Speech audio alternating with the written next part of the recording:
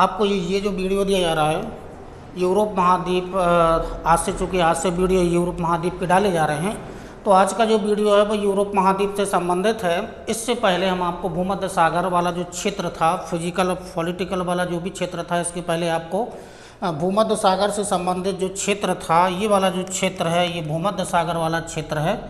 ये वाला जो क्षेत्र है ये भूमध्य सागर वाला क्षेत्र है। ये भूमध्य सागर वाला ये क्षेत्र फैला हुआ है, यानी कि ये वाला जो बॉर्डर के अंदर अंदर जो आपको ये जो क्षेत्र दिख रहा है, स्थलीय भाग दिख रहा है, ये यूरोप महाद्वीप के अंतर्गत आता है।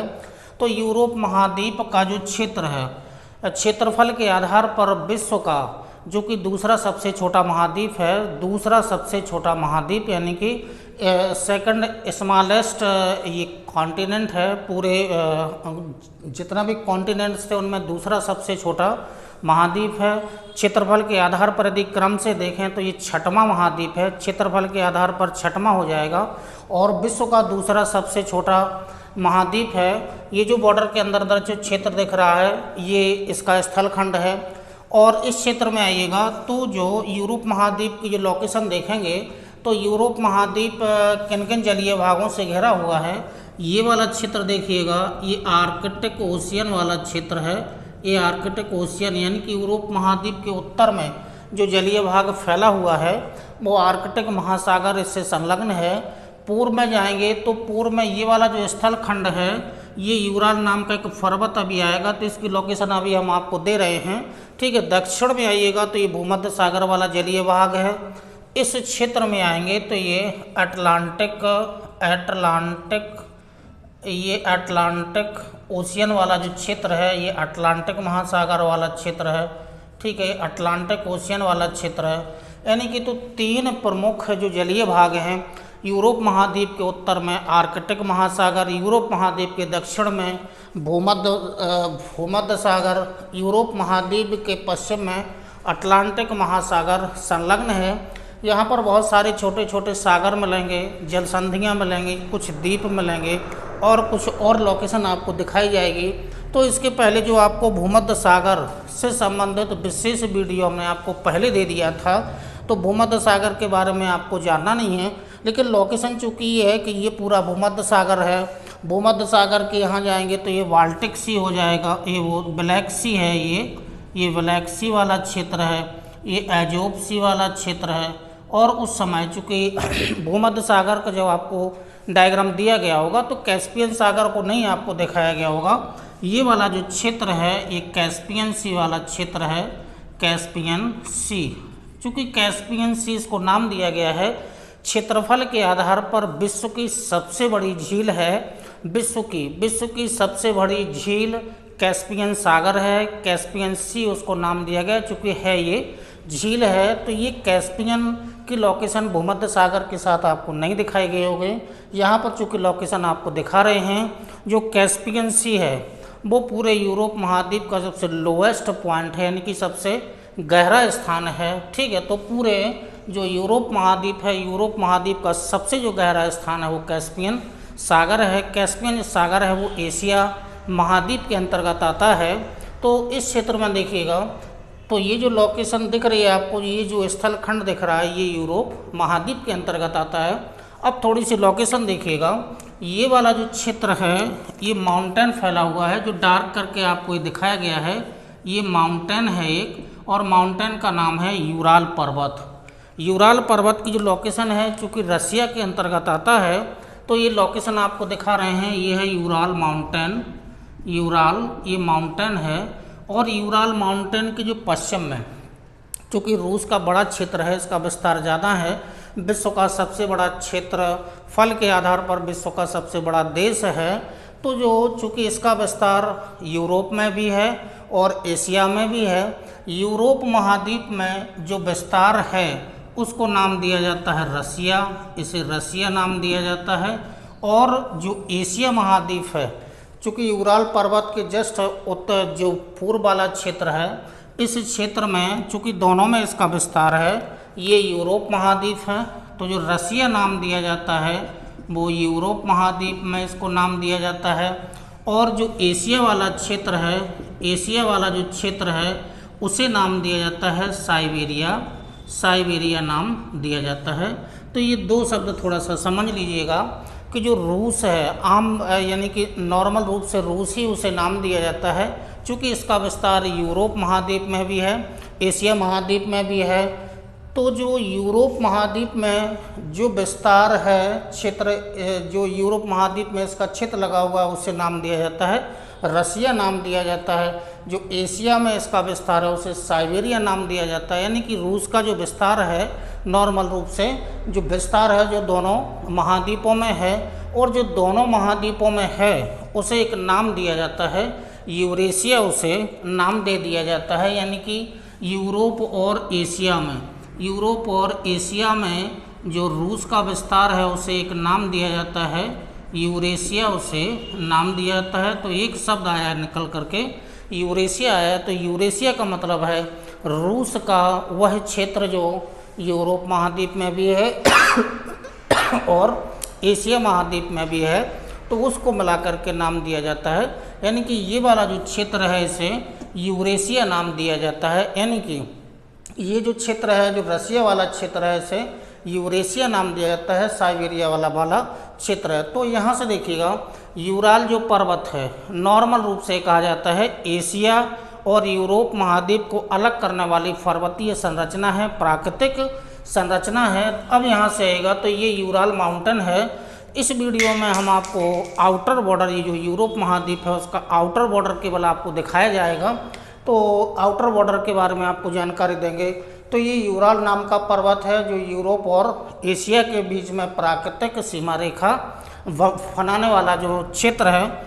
अब यहाँ से आइएगा तो चूँकि ये रसिया वाला क्षेत्र है तो रसिया वाले क्षेत्र में यहाँ पर आइएगा तो चूँकि ये आर्कटिक महासागर वाला जो उत्तरी क्षेत्र है वो आर्कटिक महासागर वाला क्षेत्र है।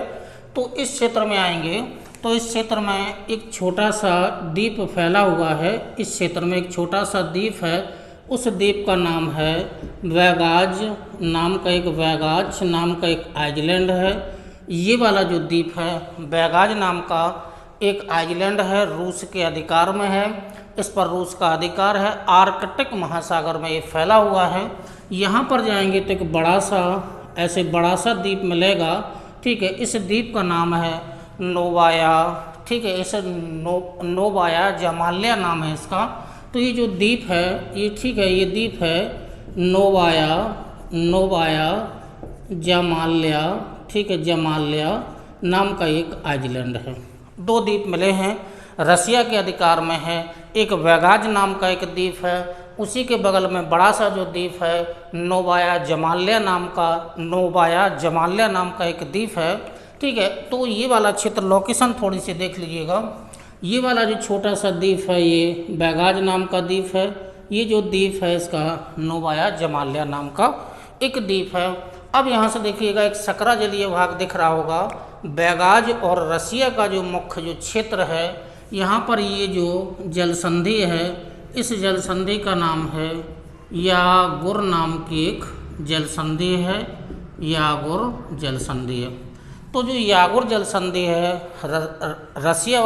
यानी कि रसिया की मुख्य भूमि को वैगाज द्वीप से अलग करने वाली जलसंधि है। जलसंधि का नाम क्या है? यागुर नाम की एक जलसंधि है। अब यहाँ से आएगा तो ये वाला जो पूरा क्षेत्र फैला हुआ है, ये वाला जो क्षेत्र है ये वेरेंट सी करके आएगा, एक वेरेंट सी है। ये वेरेंट नाम का एक सागर है, वेरेंट सी है। तो ये वाला जो क्षेत्र दिख रहा है दोनों द्वीपों के जस्ट दक्षिण वाला जो जलीय भाग है आर्कटिक महासागर का ही भाग। बेरेंट नाम का एक सागर है, बेरेंट सी है, ठीक है। तो ये बेरेंट सी हो जाएगा, ये पूरा जो क्षेत्र है ये बेरेंट सी है। अब चूंकि तट से होकर के आएंगे आप तो यहाँ से होकर के ऐसे करके आइएगा तो ये जो प्रायद्वीप है रूस के अधिकार में है। कैनन नाम का एक प्रायद्वीप है, कैनन नाम का एक प्रायद्वीप है, पेनिनसुला है। कैनन नाम का प्रायद्वीप किस देश के अधिकार में? रूस देश के अधिकार में है। आर्कटिक महासागर का जो वेरेंट सागर वाला भाग है इससे संलग्न जलीय भाग है। तट से होते हुए आइएगा, यहाँ तट से होकर के आएंगे तो ये वाला जो भाग दिख रहा है जलीय भाग दिख रहा है ये वाइट सागर है और यही ज़्यादा इम्पोर्टेंट है, व्हाइट सी है। आर्कटिक महासागर, आर्कटिक महासागर का भाग बेरेंट सागर, बेरेंट सागर का ही एक छोटा सा भाग है व्हाइट सी यानी कि श्वेत सागर है। तो ये वाला जो दोनों द्वीपों के दक्षिण में ये जो क्षेत्र दिख रहा है वो बेरेंट सी है। ऐसे चले आइएगा तो आपको कैनन प्रायद्वीप मिलेगा, और नीचे आएंगे तो नीचे जलिए वाला भाग व्हाइट सी है, श्वेत सागर है। अब चूंकि ये वाला जो क्षेत्र है अभी रूस का ही है ये वाला क्षेत्र, तो ऐसे तट से होते हुए यहाँ जाएंगे तो ये वाला क्षेत्र भी चूंकि रूस के अधिकार में ही है। एक प्रमुख प्रायद्वीप है जिसका नाम है कोला पेनिनसुला, कोला पेनिनसुला या प्रायद्वीप है। ये वाला जो क्षेत्र है ये कोला प्रायद्वीप है। कोला प्रायद्वीप पर रूस का विश्व प्रसिद्ध जो बंदरगाह है, मरमंस्क नाम का एक बंदरगाह है, कोला नाम के प्रायद्वीप पर यहाँ पर मिलेगा। और यहाँ पर चूँकि रसिया का जो पूरा जो क्षेत्र है, रसिया देश आपको विशेष रूप से एक वीडियो अलग से ही दिया जाएगा, पर्वत, पठार, नदी, झील, मैदान, विशेष डायग्राम या विशेष वीडियो ही आपको अलग से दिया जाएगा। तो यहाँ पर जो मरमंस्क नाम का एक शहर है, बंदरगाह है, शॉर्ट में लिख रहे हैं मरमंस्क है। यहाँ पर व्हाइट सी के तट पर एक अर्कांजल्स नाम का एक बंदरगाह मिलेगा। तो रूस के दो विश्व प्रसिद्ध बंदरगाह और ऐसे बंदरगाह हैं जो वर्ष भर चूँकि ओपन रहते हैं, इनका जो तटीय क्षेत्र है कभी बर्फ से आच्छादित नहीं रहता है, वर्ष भर ओपन रहते हैं, खुले रहते हैं। दोनों विश्व प्रसिद्ध बंदरगाह हैं। कोला प्रायद्वीप पर मरमंस्क नाम का बंदरगाह है, व्हाइट सी के तट पर अर्कांजल्स नाम का एक बंदरगाह है। इन सब के नाम वगैरह आगे आपको रसिया का एक अलग से वीडियो दिया जाएगा तो उसमें दिया जाएगा। तो आप देखिएगा दो विश्व प्रसिद्ध बंदरगाह हैं, अर्कांजल्स है, मरमंस्क है, किस देश के हो गए हैं, रूस देश के हैं। ठीक है, तो ये व्हाइट सी मिला और ये जो कोला प्रायद्वीप मिला ये रसिया देश के अधिकार में है, कोला प्रायद्वीप। ठीक है, तो अब ऐसे तट से होकर के और चले आइएगा तो यहाँ से चले आइएगा, बेरेंट सी वाला भाग है, ये पूरा आर्कटिक महासागर वाला भाग है। यहाँ आएंगे ये वाला जो क्षेत्र है, ये वाला जो क्षेत्र है नॉर्वे, स्वीडन, फिनलैंड वाला ये क्षेत्र है। तो ये जो पश्चिम वाला ये जो क्षेत्र है ये नॉर्वे देश के अंतर्गत आता है, यानी कि नॉर्वे देश यहाँ से ऐसे करके राजनीतिक रूप से इसका विस्तार है, फैला हुआ है। डायग्राम में यहाँ पर हमने तट को ऐसे ऐसे करके दिखा दिया होगा। तो यहाँ के जो तट हैं, नॉर्वे के जो तट हैं, कटे फटे तट हैं। इन कटे फटे तटों को एक विशेष नाम दिया जाता है फियॉर्ड तट। क्या है? फियॉर्ड तट इनको नाम दिया जाता है, ये फियॉर्ड तट हैं।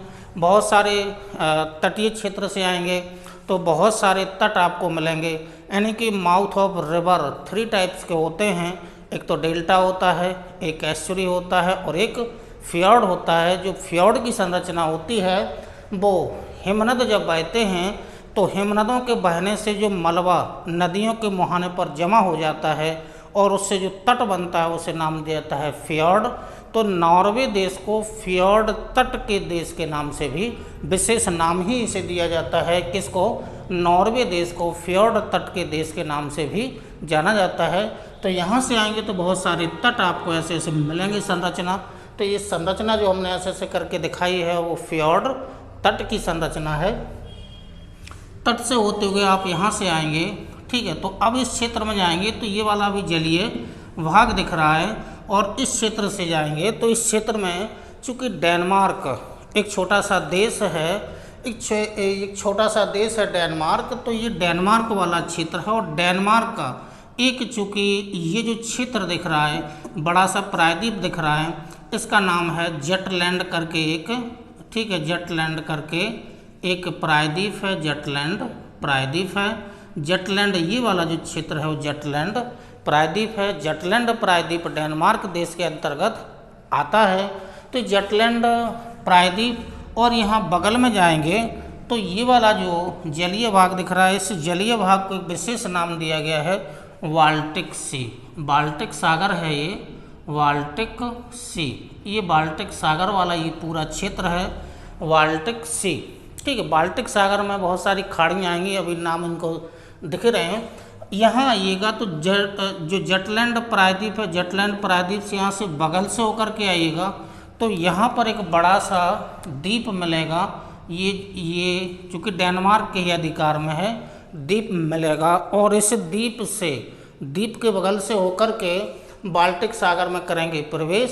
तो ये जो छोटा सा द्वीप जो दिख रहा है, इस द्वीप को नाम दिया गया है जीलैंड करके नाम दिया गया है। जीलैंड नाम का एक आइलैंड है, द्वीप है। जटलैंड नाम का एक प्रायद्वीप है और डेनमार्क देश के अधिकार में है, डेनमार्क पर इसका अधिकार है। उसी के बगल में जब बाल्टिक सागर में प्रवेश करेंगे तो वहाँ पहले मुहाने के पास में एक जीलैंड नाम का एक द्वीप मिलेगा। और ये जो जीलैंड है चूँकि जो डेनमार्क की राजधानी है वो कोपेनहेगन है, विश्व प्रसिद्ध शहर है। तो जो कोपेनहेगन जो राजधानी शहर है, वो राजधानी शहर आपको जो जीलैंड नाम का जो द्वीप है इस पर आपको मिलेगा। शॉर्ट में अभी नाम लिख रहे हैं कोपेनहेगन, ठीक है। कोपेनहेगन किस देश की राजधानी है? डेनमार्क देश की राजधानी जीलैंड नाम का एक द्वीप है, वहाँ पर अवस्थित राजधानी है। तो चूँकि ये लोकेशन ज़्यादा इम्पोर्टेंट रहती है, डेनमार्क की राजधानी कोपेनहेगन किस द्वीप पर अवस्थित है? तो जीलैंड का नाम, जीलैंड नाम का एक द्वीप है उस पर अवस्थित है, ठीक है। तो कोपेनहेगन को एक विशेष नाम दिया जाता है की ऑफ बाल्टिक सी, यानी कि बाल्टिक सागर की जो चाबी होती है या कुंजी होती है वो किसे नाम दिया जाता है? कोपेनहेगन को की ऑफ बाल्टिक सी के नाम से भी जाना जाता है, यानी कि की ऑफ बाल्टिक सी किसे? कोपेनहेगन को जाना जाता है। अब आप यहाँ से होकर के इस बाल्टिक सागर में जाएंगे तो बाल्टिक सागर में बहुत सारी खाड़ियाँ आपको मिलेंगी, ठीक है। उन खाड़ियों में देखिएगा तो यहाँ से आप जाएंगे तो ये वाला जो आंतरिक वाला क्षेत्र है एक गोल्फ ऑफ बोथनिया की खाड़ी है, यानी कि बोथनिया, ये बोथनिया गोल्फ है, ये बोथनिया गोल्फ है। ऐसे तट से अब यहाँ से देखिएगा जो बोथनिया नाम की खाड़ी है वो बाल्टिक सागर का ही भाग है। तट से होकर के आइएगा, यहाँ तट से होकर के आएंगे तो ये वाला जो क्षेत्र दिख रहा है ये गोल्फ ऑफ फिनलैंड, यानी कि फिनलैंड की खाड़ी है ये फिनलैंड, ठीक है। फिनलैंड गुल्फ या बे है, तो ये फिनलैंड गुल्फ या बे है। गुल्फ ऑफ बोथनिया हो गया, गुल्फ ऑफ फिनलैंड हो गया है, बाल्टिक सागर के ही भाग हैं। आगे तट से आइएगा तो ये वाला जो क्षेत्र दिख रहा है ये भी एक खाड़ी है, इसे गुल्फ ऑफ रीगा, ये रीगा की खाड़ी है, ठीक है। ये गुल्फ ऑफ रीगा। तो पहले आपको गुल्फ ऑफ फिनलैंड मिली, उसके बाद में गुल्फ ऑफ रीगा मिली, बाल्टिक सागर के ही भाग हैं। ऐसे तट से होकर के चले जाएगा तो चूँकि ये वाला जो क्षेत्र है ये वाली भी एक खाड़ी है, डैंजिंग नाम की खाड़ी है। हो सकता है कि इसका नाम एटलस में ना दिया गया हो या किसी एटलस में दिया हुआ हो सकता है। तो ये वाली जो खाड़ी है वो डैंजिंग की खाड़ी है, डैंजिंग बे या गुल्फ, ठीक है, बे या गुल्फ करके हैं। तो जो आपको चार खाड़ियाँ दिख रही हैं, Gulf of Bothnia, Gulf of Bothnia, Gulf of Finland, Gulf of Riga और गुल्फ ऑफ डैंजिंग, एक किसके भाग हो गए हैं? ये बाल्टिक सागर के ही भाग हैं। तो जो बाल्टिक सागर का जो तटीय क्षेत्र है यहाँ जा कर के आपको देखें तो चार खाड़ियाँ आपको मिली हैं। अब यहाँ से होती है फिर बाहर आइएगा तो ये जो क्षेत्र है ये अटलांटिक महासागर से संलग्न क्षेत्र है। तो जो नॉर्वे वाला क्षेत्र है ये एक देश मिलेगा जिसका नाम है आइसलैंड, आइसलैंड करके एक देश है। इसके उत्तर से होकर के ऐसे होकर के और ऐसे होकर के 66.5 उत्तरी अक्षांश रेखा होकर के गुजरी है। यानी कि जो आयरलैंड जो नाम का जो यानी कि आइसलैंड नाम का जो देश है इसके उत्तर से होकर के 66.5 यानी कि आर्कटिक जो रेखा है वो उत्तर से होकर के गुजरी है। नॉर्वे से गई है, स्वीडन से गई है, फिनलैंड से गई है और यहाँ रसिया वाला जो क्षेत्र है उससे होकर के गई है 66.5 उत्तरी अक्षांश रेखा। तो इस क्षेत्र में आएगा तो ये वाला जो क्षेत्र है वो नॉर्वेजियन सागर नाम का एक सागर है। तो ये वाला जो क्षेत्र दिख रहा है वो नॉर्वेजियन सी है। ये वाला जो क्षेत्र है, ये जो पूरा क्षेत्र था ये नॉर्वेजियन सी है। अब चूंकि इस क्षेत्र में तो हमें जाना नहीं है, तट से होकर के हम आपको पहले आउटर लाइन यूरोप महाद्वीप की दिखा रहे हैं, तो तट से होकर के ही जाएंगे। तो इस क्षेत्र से आएगा जो जटलैंड नाम का प्रायद्वीप है, यहाँ तट से होकर के आइएगा तो इस क्षेत्र में आएंगे तो ये एक इम्पोर्टेंट जलीय संरचना मिलेगी। और ये जो संरचना, इससे प्रश्न ज़्यादा बनते हैं। ये जो संरचना, ये वाला जलीय भाग है, ये नॉर्थ सी है, ये नॉर्थ सागर है, इम्पोर्टेंट है। नॉर्थ सागर में चूँकि बहुत सारे बैंक फैले हुए हैं, लेकिन उनमें से जो सबसे इम्पोर्टेंट बैंक है उस बैंक का नाम है डॉगर बैंक। ठीक है, ये डॉगर बैंक है और ये विश्व में मछली पकड़ने के लिए प्रसिद्ध है। तो डॉगर बैंक की जो लोकेशन है वो कहाँ मिलेगी, वो नॉर्थ सी में मिलेगी, उत्तरी सागर में मिलेगी। मछली पकड़ने का वृहद क्षेत्र है, यहाँ से मछली अधिक मात्रा में पकड़ी जाती है। तो जो ये वाला जो क्षेत्र है, ठीक है, ये वाला जो क्षेत्र है ये यूके वाला क्षेत्र है। अब यूके है क्या, आगे आपको पॉलिटिकल में विशेष डायग्राम इसके बारे में दिया जाएगा। ग्रेट ब्रिटेन क्या है, ठीक है, यूके क्या है, इंग्लैंड क्या है, तो ये वाला जो क्षेत्र है वो आगे आपको पॉलिटिकल में दे दिया जाएगा। तो ये यूके वाला क्षेत्र है, ये यूके की मुख्य भूमि है। ये आयरलैंड वाला क्षेत्र है, ये आयरलैंड वाला द्वीप है। ये यूके वाला, यहाँ पर छोटे छोटे द्वीप और फैले हुए हैं। ठीक है, उन द्वीपों के बारे में आगे आपको, जब यूके के बारे में आपको पढ़ाया जाएगा, विशेष डायग्राम ही यूके के बारे में दिया जाएगा, तो उसके बारे में आपको जानकारी दे देंगे।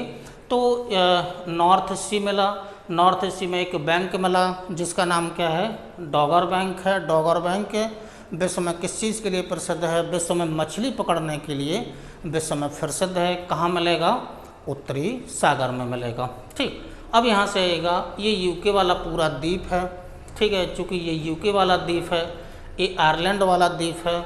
यहाँ आइएगा तो ये संरचना, ये ज़्यादा इम्पोर्टेंट रहता है।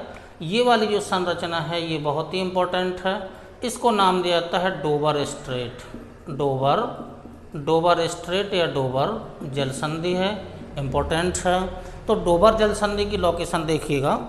तो चूँकि उत्तरी सागर से ये आएंगे जब नीचे तटीय भाग में, तो ये यूके वाला जो द्वीप है जो यूरोप महाद्वीप की मुख्य भूमि है, और यूरोप महाद्वीप की जो मुख्य भूमि है वो यूरोप महाद्वीप का एक फ्रांस देश है। तो अब यहाँ से लोकेशन देख लेगा, जो डोबर जल संधि है वो उत्तरी सागर को, अब यहाँ आएंगे तो यहाँ पर एक चैनल मिलेगा, विश्व में प्रसिद्ध भी है, इंग्लिश चैनल। ये इंग्लिश चैनल है, ये इंग्लिश चैनल आपको यहाँ पर मिलेगा। ठीक है, ये वाला जो क्षेत्र है वो इंग्लिश चैनल का क्षेत्र है। तो अब जो डोबर जल संधि है उसकी स्थिति देखिएगा।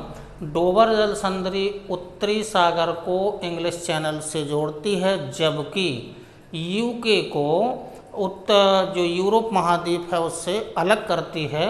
अब छोटे रूप में जाएंगे तो जलीय भाग तो दोनों ही हैं, उत्तरी सागर को इंग्लिश चैनल से जोड़ती है, जबकि चूँकि जो यूके का भाग है वो ब्रिटेन है। ठीक है, यानी कि ब्रिटेन को फ्रांस देश से अलग करती है। तो जो डोबर जल संधि है वो फ्रांस को ग्रेट ब्रिटेन से अलग करती है, जबकि इंग्लिश चैनल को उत्तरी सागर से जोड़ती है। इम्पोर्टेंट है डोबर जल संधि। इंग्लिश चैनल का नाम आपने सुना होगा, यहाँ पर ये इंग्लिश चैनल आपको मिलेगा, उत्तरी अटलांटिक महासागर का ही भाग है। अब चूँकि नीचे आइएगा तट से होकर के, तो चूँकि चैनल तो यहाँ पर और भी हैं। ठीक है, यहाँ पर एक मिलेगा तो उसका नाम है नॉर्थ चैनल है, ये नॉर्थ चैनल है। अब इस वाले क्षेत्र में आएगा तो यहाँ पर एक जॉर्ज नाम का सेंट जॉर्ज करके एक चैनल है। तो इंग्लिश चैनल के अलावा दो चैनल और मिले हैं, उत्तरी चैनल यानी कि नॉर्थ चैनल। इनका संबंध किससे हो जाएगा, यूके और आयरलैंड से ही इनका संबंध है। उत्तरी चैनल आपको इस वाले भाग में मिलेगा, और जो जॉर्ज चैनल है वो इस वाले भाग में मिलेगा। लोकेशन आपको दिखा दी गई है। इंग्लिश चैनल आपको ये वाला जो क्षेत्र है वो इंग्लिश चैनल का मिलेगा। अब चूँकि तट से होकर के जो डोबर जल संधि है, डोबर जल संधि को पार करते हुए तट से आइएगा तो ये वाला चूँकि जो क्षेत्र है वो यूरोप महाद्वीप का पश्चिमी भाग है। तट से होकर के आइएगा तो यहाँ से होते हुए आप यहाँ आएंगे तो ये संरचना आपको दिख रही होगी। ये गल्फ ऑफ बे यानी कि विस्के की खाड़ी है, यानी कि विस्के बे आपको मिलेगी, ये विस्के बे है। ये वाला जो जलीय भाग दिख रहा है ये विस्के की खाड़ी है, उत्तरी अटलांटिक महासागर का ही भाग है। तट से होकर के आइएगा, ठीक है। तो ये वाला जो क्षेत्र है, चूँकि इसके पहले आपको भूमध्य सागर आपको पढ़ाया गया होगा, तो पुर्तगाल नाम का एक देश आपको नाम आया होगा और स्पेन नाम का देश आया होगा। तो ये वाला जो क्षेत्र है, ठीक है, ये दोनों देशों के अंतर्गत आता है। फिर यहाँ से चूँकि अफ्रीका महाद्वीप ऐसे करके लगा होगा, यहाँ पर ये भूमध्य सागर है। एक जिब्राल्टर, इसका नाम तीसरी बार आ रहा है, जिब्राल्टर जल संधि है, तो ये जिब्राल्टर जल संधि आपको मिलेगी। और चूँकि जिब्राल्टर जल संधि से हम प्रवेश करेंगे भूमध्य सागर में, तो भूमध्य सागर का विशेष रूप से आपको डायग्राम इसके पहले दे दिया गया था, ठीक है। तो चूँकि यूरोप महाद्वीप में आप यूरोप महाद्वीप के चारों ओर फर्स्ट राउंड में चारों ओर घूम लिए हैं। कुछ खाड़ियाँ मिली हैं, प्रायद्वीप मिले हैं, कुछ जल संधियाँ मिली हैं, कुछ द्वीप मिले हैं। अभी हमने केवल आपको यूरोप महाद्वीप की आउटर लोकेशन दे दी है, ठीक है। और ये चूँकि एक पर्वत मिला है जिसका नाम है यूराल माउंटेन है, जो प्राकृतिक संरचना है यूरोप और एशिया महाद्वीप के अंतर्गत है, यानी कि दोनों को अलग करने वाली संरचना है, ठीक है। और ये 66.5 उत्तरी अक्षांश रेखा की लोकेशन भी आपको दिखा दी है। तो जो यूरोप महाद्वीप है, ठीक है, यूरोप महाद्वीप विश्व का दूसरा सबसे छोटा महाद्वीप है। संख्या में यदि क्रम देखें, ठीक है, बड़े से छोटे की तरफ देखें तो 6वें स्थान पर है ये, छठवां सबसे बड़ा और दूसरा सबसे छोटा महाद्वीप है, ठीक है। रसिया की लोकेशन जो चूँकि साइबेरिया की लोकेशन है ये आपको दिखाई दी गई है। कैस्पियन सागर है, एजोब सागर आपको फर्स्ट वीडियो में आपको दे दिया गया था, कैस्पियन सागर के साथ में ही दे दिया गया था, ठीक है। तो ये भूमध्य सागर का पहले आपको दे दिया गया था। तो ये जो फर्स्ट राउंड में फर्स्ट वीडियो में आपको यूरोप महाद्वीप के चारों ओर अभी तक घुमाए हैं, ठीक है। तो ये लोकेशन आपको दिखा दी है। इसका स्क्रीनशॉट आपको लेना हो तो आप स्क्रीनशॉट ले सकते हैं, स्क्रीनशॉट इसका ले लीजिएगा, ले लिया होगा। चलिए, तो नेक्स्ट वीडियो में इसी यूरोप महाद्वीप से संबंधित आपको आगे लेके चलेंगे। तो जो यूरोप महाद्वीप है इसमें पर्वत पठार का वीडियो एक अलग दिया जाएगा, झीलों नदियों का मैदानों का एक अलग से दिया जाएगा। तो यूरोप महाद्वीप से प्रश्न बनने की संभावना ज़्यादा रहती है, लोकेशन ज़्यादा, यानी कि लोकेशन से प्रश्न ज़्यादा बनते हैं। तो यूरोप महाद्वीप को थोड़ा सा गहराई से जाएंगे, वीडियो आपको अलग अलग करके दिए जाएंगे। तो हो सकता है कि 7 से 8 वीडियो विशेष रूप से यूरोप महाद्वीप के दिए जाएंगे, ठीक है। तो नेक्स्ट वीडियो भी आपको इसी के क्रम में जारी रहेगा, ठीक है। थैंक यू, नमस्कार।